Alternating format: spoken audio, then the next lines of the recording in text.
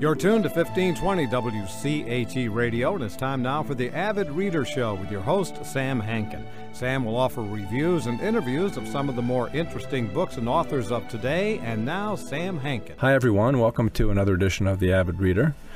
Today we have Rachel Kushner, whose first novel, Telex from Cuba, was released in 2008. Dealt with generally the nastiness and corruption of sugar plantations. Her second novel, which was released in early April, is The Flamethrowers. It's a tale of, speed, excess, corruption, this time about tar, rubber. The art world in the 70s. It's about a young woman whose confusion, drive, and at times naivete propel her to and through a tumultuous life that's fascinating and at the same time precarious, and from which she perhaps learns some life lessons. It's a very well-written book, and I know because I hate going back to reread paragraphs, because when I'm reading a compelling book, I'm too eager to move forward, especially when the book is so well written. But in this case, unfortunately, you forced me to go back and read so many paragraphs. So, hi, Rachel. Thanks so much for joining us today. Hi. Thanks for having me on your show. You're welcome. So I like to talk about epigraphs and covers and titles a lot because they seem to tell me so much about the book. Sure. And in this case, tell us, the epigraph is in Latin. It's, if I'm pronouncing it right, fac ut ardeat. That sounds right to me. I mean, I think that nobody really knows how Latin was actually pronounced in a spoken way, but yes, fac ut ardeat. And it's from a hymn, and in the book you translate it as make it burn. And it's funny because when I was Googling it, some of the translations said let it burn. And I thought that was really interesting, too. Yeah, let it burn or made to burn. Uh-huh. And then how it's over the fireplace and the Valera home and all that. But right. Why did you choose it like before the book? Did it come to you as an epiphany? No, it actually came relatively late in the writing of the book, but I had been thinking about that phrase since very early on in the conception of the book, because I had actually seen it over a fireplace in a home in Italy, a vacation home that had been built and designed by, a fascist judge. And her son is a friend of mine, and he's a Marxist scholar, so there's some sort of, for me, delicious irony built into the location. And I had asked him about the saying over the fireplace, which I knew meant made to burn, and so obviously one presumes that it's a kind of clever joke. And he'd always assumed that it had something to do with Gabriele D'Annunzio and this idea of the arditi and, ardent burning. And then I looked into the origin, which is from this Christian hymn, The Sorrows of Mary, and it just fits somehow with the novel, various themes in the novel, and the life of one of the characters, Sandro Valera. And sometimes, when you're completing a book, things just all kind of ideally start to fit together in ways you couldn't have anticipated, but recognize the logic of. Yeah, I went to YouTube and listened to the hymn. It was beautiful. And it's so interesting because the book is so informed by fire, as well as the title, and flamethrowers and riots and burning and things like that. And it's kind of driven by fire, which then goes to, I guess, the protagonist who we don't have a name for. She's only known as Rena. That's right. Who's only known as Rena. How come she doesn't have a name? I wrote the book from her perspective very much. I mean, it's primarily narrated by her in the first person, although there are interruptions to that, which are told in the third person by other characters. But when I was writing her, like sort of trying to get her tone right, I just looked at her much more from the inside as somebody whose thoughts and impressions should be very, very close for the reader. So I wasn't thinking of her from the outside. And when I think of myself, I don't really think of myself through the lens of my name. I think that's a kind of objective view of a person. And it never even occurred to me I didn't think of her as having a name. And then, as I was first beginning the book, I reread Rebecca by Daphne du Maurier. And that narrator, in a similar way, her impressions are very up close in the reader's experience of the book, and her name is never revealed. And I found it sort of, in that case, it's more of a Gothic novel, and so it was sort of spooky and fun to be so close to this woman and this very strange and decentering experience she's having, and yet to not know her name. And I thought that there was some logical jump for me in doing the same thing. It's funny because when I finished the book, I thought, well, she was a very reliable narrator. And then I started thinking about it, and I thought, well, maybe she wasn't a reliable narrator. And it's, fascinating the way that it goes between the first person and the third. And it kind of is unsettling at times. And then I thought, like Ronnie, that maybe she just creates a world, especially with regard to the ending.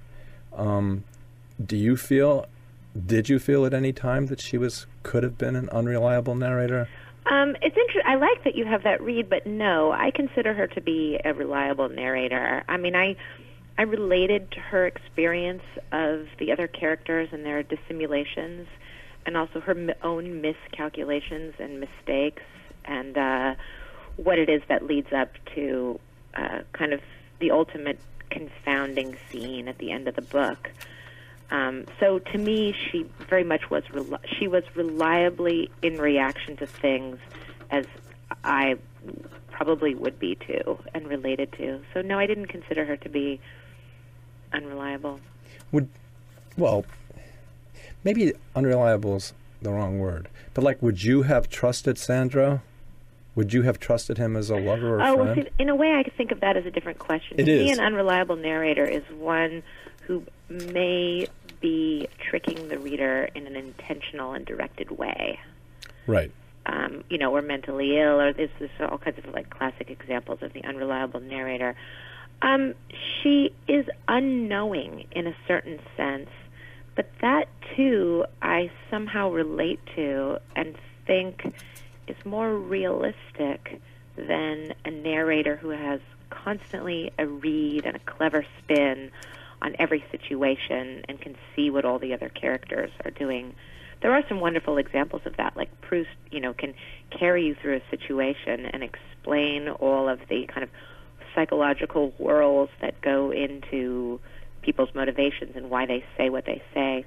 She's not that kind of narrator. She's younger, and I think she's smart in certain ways, but does get herself into situations where she gets burned by other people, and to me that's part of being young, and I relate to that.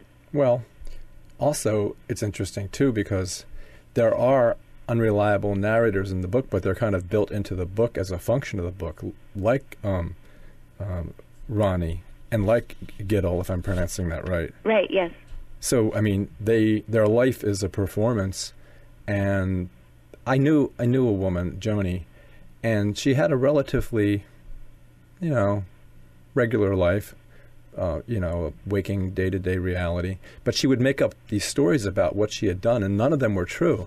But they were so fascinating and funny and interesting that I kind of suspended disbelief in my relationship with her. Right. And that's how Ronnie is, right? Yeah, I mean, I guess I've known people like that, and I've sort of always loved that in an individual when you know and they know that you know that they're telling you a story rather than the truth. But they're also telling you something about life and about themselves, even if they're making stuff up. Yeah, I've always loved people who are storytellers, and it's also, for me, tied into my experience of artists to some degree, that there are even gestures that are completely inside of just the practicalities of life that are treated with irony. I was just thinking there's that Todd Solondz movie, Happiness, where at the dinner party one character turns to Lara Flynn Boyle and asks her why she lives in, is it Lara Flynn Boyle? I think so. Yeah. Asks her why she lives in New Jersey, and she says that it's an ironic gesture. And I feel like I've known so many people in my life who, have to have a job, but they say that the job is ironic, or, there's this very gray area between performed life and life that has always interested me in the way that artists approach their own lives.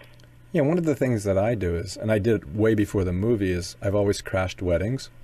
So, oh, really? Yeah. So I have a specific Armani suit and really nice Bally shoes, which are only used for this occasion. And I walk into weddings or like receptions for I won't say what it is because I'll know. Receptions for various entities that are having awards banquets, and when they give an award, I'm the first person to clap and stand up.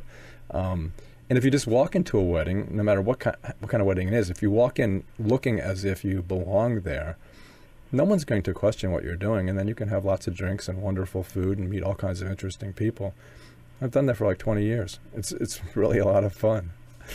But enough about me. So, for example, like the story that Ronnie tells about the yacht and the captain and his wife. Yeah. It's so. Well, at first, our young lady believes that it's about her. And, and then the story goes on, and it's a wonderful story, and you like to think that it's a real story, but you really know, maybe 95% worth, that it never happened. None of it ever happened. Maybe not. Right. Yeah, I mean, well, he leads her to believe that it might be about her. He tells the story of hitting his head and losing his memory and encountering these two kind of louche but wealthy boaters, a couple who are going around the world, and they invite him to join them. And then the story gets stranger and stranger, and it turns out that maybe there's something inappropriate that has gone on between the three of them, he and this older couple. And he says that the boat is named the Reno, which is what he has nicknamed the narrator of the novel. So, she is looking for a way in which she might matter to him. So when he gives her that clue, it's probably to some degree in a cruel light that he's doing that, because he understands her probably better than she understands herself, in the sense that he knows she's looking for a sign from him, and so he throws her one. And I don't know if he went around the world with this couple or not, but I think there's something in the storytelling impulse of a certain kind of psychological complexity whereby he's saying something truthful about himself and about his relationship to adventure, and maybe even to the sea, but maybe he's also just saying something kind of, he's making a spin on this classical idea of the sea adventure as a formative experience. And that's always interested me as well. I loved the story growing up about the boy who sailed around the world alone. Mm-hmm. I guess it was 1968 or something, in the boat Dove. I can't remember his name, but I had those National Geographics as a kid, and it's a different story because he went alone and he was an avid sailor. But I loved that story and the adventure of it, and also how lonely it was for him. It's funny because the Reno, she's disillusioned, or she loses her innocence in so many different ways throughout the book by various people. Yeah. Even when she's trying to photograph the Bonneville Flat guy, what's his name? In the very beginning, when she's trying to meet him. Flip Farmer. Yeah, Flip Farmer, and then Sandro, and then and Ronnie. And in so many ways she's disillusioned, but at the same time, as I said in the outset, maybe she's learning something, but that's something that's really hard to fathom in the book. And you know what else too? I saw Iggy Pop and the Stooges in 1969 live. Well, hey, all right, in their heyday. Yeah, and I saw Zabriskie Point, I guess the same year, maybe the year before. Oh, wow. Which was a really interesting reference You know, the problem I have when I interview is that I love the book so much, I assume that everyone listening has already read it. Right. And I'm sorry to do that, but since it's my show, I guess I can. Well, we can explain that, Iggy Pop and the Stooges make a guest appearance as a memory of, somebody beating them up for not being tough enough. Yeah, I don't know whether Iggy Pop was a poser or not. That's sort of a joke. Yeah. He's not meant to be a poser. It's meant to seem as if they're claiming that they're so tough that even Iggy, seemed like a poser to them in this group. It would be pretty easy to beat Iggy Pop up anyway. He Right. only weighs like 100 pounds. So how much of this is like, are you a great skier? Well, I did grow up skiing, and I was a ski racer, and I still ski all the time. My parents were more or less ski bums when I was a child living in Oregon, and I started skiing when I was 2.5. So I'm not a super athletic person. I never learned any ball sports, for instance, because I went to a hippie school that didn't have an athletic program. Me too. But skiing is something that I have been doing my entire life. What about world speed records on Bonneville Salt Flats? You do that? I have never done a land speed record on the Bonneville Salt Flats. We used to drive through there when I was a kid, going from Oregon to Utah to go skiing, and we always stopped and bought, postcards of Craig Breedlove and Art Arfons setting world records. And I grew up near an automobile racetrack, stock car racing, and we used to go to the races. And my dad had a very rare, kind of special, vintage British motorcycle. He still has it, that he had when I was a child, a Vincent Black Shadow. Oh, okay. And I was forbidden from riding motorcycles, but my best friend was an avid rider, and I would ride around on the back of his motocross bike when I was young, 12 and 13. And then when I graduated from college, I got a Moto Guzzi and got really into riding motorcycles, and then had a Kawasaki Ninja and a Kajiva, and I was into riding, and I did do a race, sort of a crazy thing, and ended up crashing going 140 miles an hour, but I don't ride motorcycles anymore. That said, I did ride them for several years, and so that helped me to write those parts of the book. It would have been probably sort of difficult to do without a bit of first-hand experience. And it definitely shows through. And I guess the third leg of the stool would be what your involvement with the art world is. Oh, right, yeah. I've always been interested in artists in the art world. Ever since I was a kid. I have an aunt, Dee Dee Halleck, who's a video artist, and when she was younger, she was friends with Gordon Matta Clark, and she worked for Richard Serra, and her son ended up working for Richard Serra for 14 years, and so I was exposed to the art world even as a very young child in the 70s, and that Soho milieu. And then when I moved to New York as a graduate student to get an MFA at Columbia, I started working at a magazine called Grand Street, whose art editor was the great Walter Hopps, who had started Ferris Gallery in Los Angeles, which showed Andy Warhol and Ed Ruscha, et cetera, et cetera. And I guess I started hanging around with artists around that time. And then I began writing for Art Forum in 1999 or 2000. And I'm not an art critic, but I have occasionally written about contemporary art, for like the last decade. So it is something that I've put some thought into. And I care about culture. I care about art, film, music.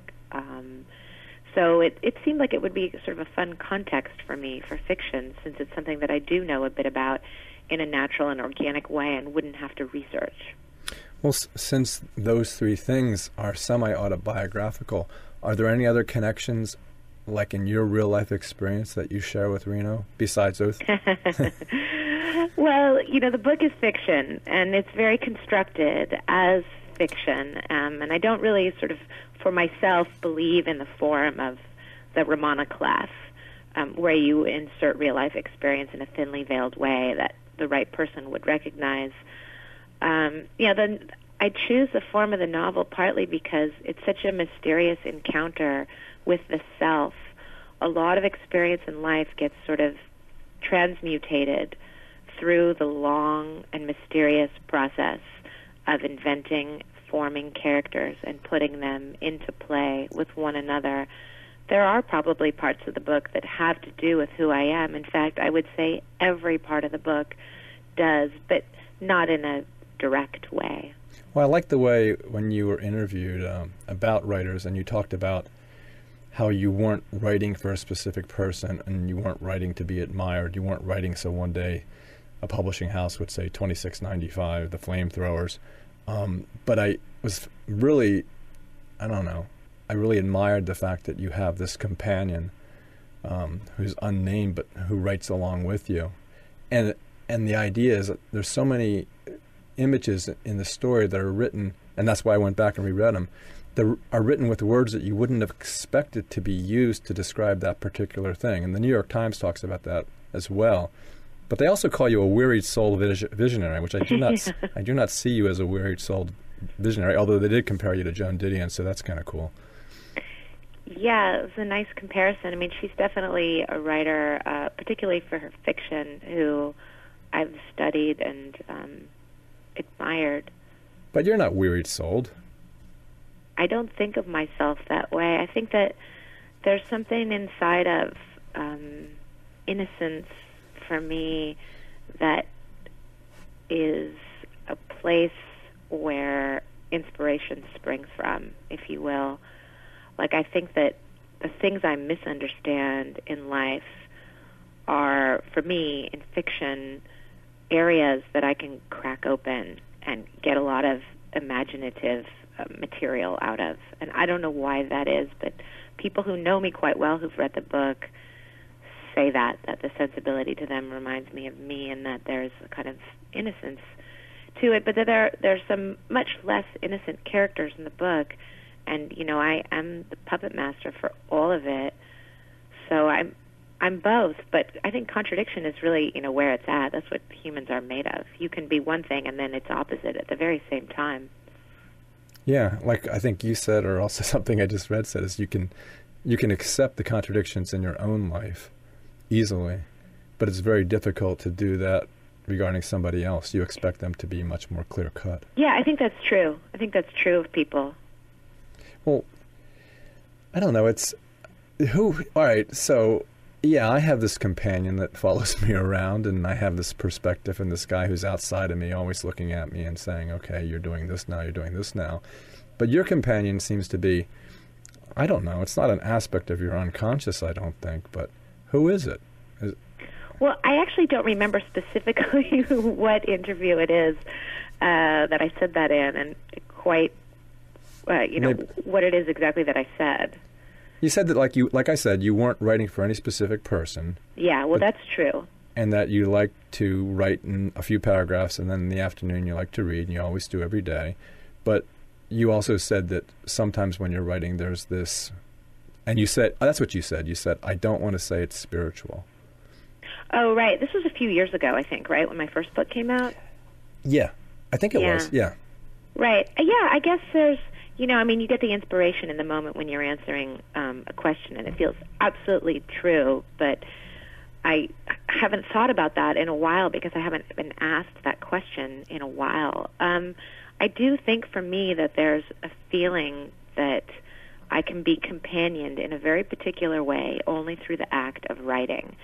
And the companion is this open other, capital O, pretentious as that may sound, no, who may be reading it and who may be pleased by what it is that I'm writing. I mean, I guess that's a little psychoanalytic, and I don't think that I meant specifically or explicitly to reference a psychoanalytic paradigm when I said that, but I think I do have that feeling. I'm not writing for readers everywhere. I don't see myself as having the job of an entertainer. And there are writers who do say that, that they want to compete with television or, tell a great story and that they feel that they need to be entertaining the reader at all times.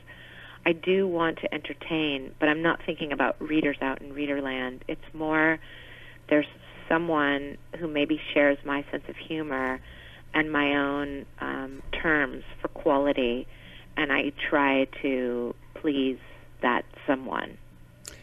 There was a scene in your book where, who was it that was talking about going into a room or having a room that was mahogany with beautiful books lining the walls, and I forgot what it was. But it reminded me of this dream I had, and I guess it's kind of sad. I dreamed about a house, and they say when you dream about a house that you're really dreaming about your subconscious.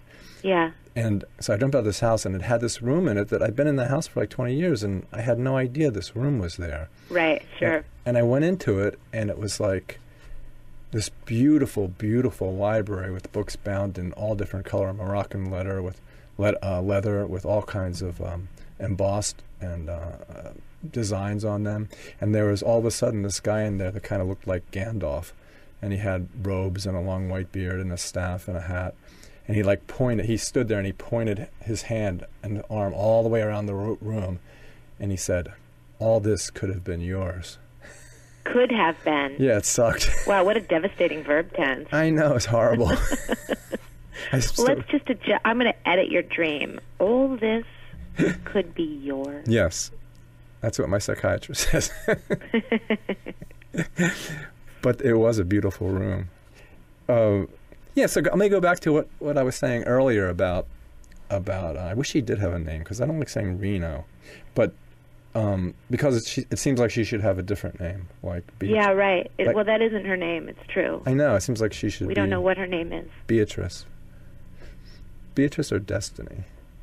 But in any event, yeah. So she trusts her lover, and then he, without spoiling it, he does something that makes her untrust him. But yeah. I really still go to the fact that she's so naive in a really nice way, and she is more of a girl than a woman at times.